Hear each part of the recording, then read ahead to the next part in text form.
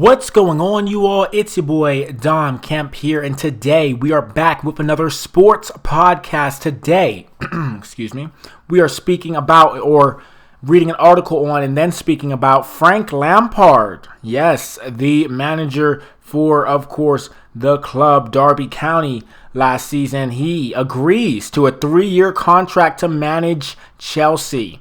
This is interesting. Those of you who are well known about world football, Frank Lampard used to play for Chelsea years and years on end. But I'm going to read the article for you all, and then I'm going to state my opinion. Let's jump into it. After being given the first few days off from Derby preseason training, Frank Lampard is set to be announced as the next Chelsea manager within 48 hours.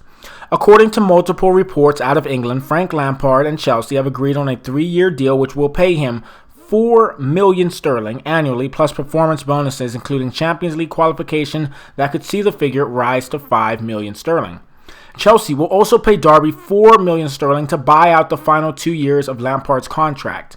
Lampard is also set to bring Derby assistant and former Chelsea midfielder Jody Morris along with him, as well as Derby first-team coach Chris Jones, who spent 12 years on Chelsea's backroom staff. It's believed that an additional 6 to 8 members of Lampard's backroom staff at Derby have held talks at Stamford Bridge, including head of performance analysis Steve Rands. In 13 years at Chelsea, Lampard won 3 Premier League titles, the Champions League, 4 FA Cups, 2 League Cups, and the Europa League. This is an interesting turn of events. Frank Lampard, a former Chelsea player, as you all saw there, 13 seasons with this Pride and Blue squad, Chelsea. Now, I will say that this is a power move. Most oftentimes when former players for the club that they are going to be managing, they normally don't have great, absolutely extraordinary success. But I will say, I believe that Frank Lampard will have this.